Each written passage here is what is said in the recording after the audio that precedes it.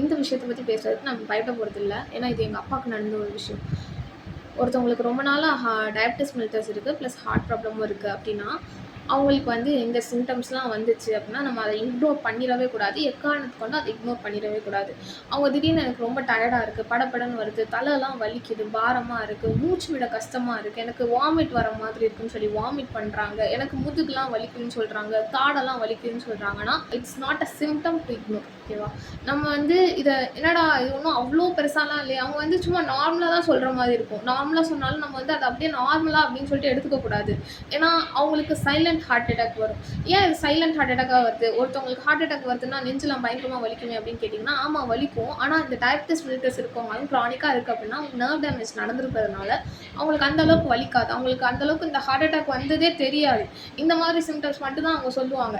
அப்படி சொல்லும் போதே நம்ம டப்புன்னு ஒரு ஆம்புலன்ஸை புக் பண்ணி அவங்கள வந்து கூட்டிகிட்டு போய் இன்டென்சிவ் கேர் ட்ரீட்மெண்ட் கொடுத்தாகணும். இல்லை அப்படின்னா நம்ம வந்து அவங்கள இழக்க வேண்டிய சூழ்நிலை வந்துடும். அதுக்கப்புறம் நம்ம இது தெரியாமல் போச்சுன்னு சொல்லிட்டு லைஃப் லாங் ஃபீல் பண்ணுற மாதிரியான ஒரு சுச்சுவேஷன் வந்துடும்.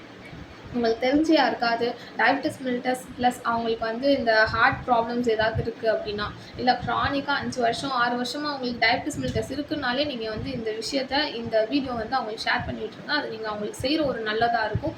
இது ஒரு அவேர்னஸ் வீடியோ. தயவு செஞ்சு இதை வந்து இக்னோர் பண்ணிடாதீங்க.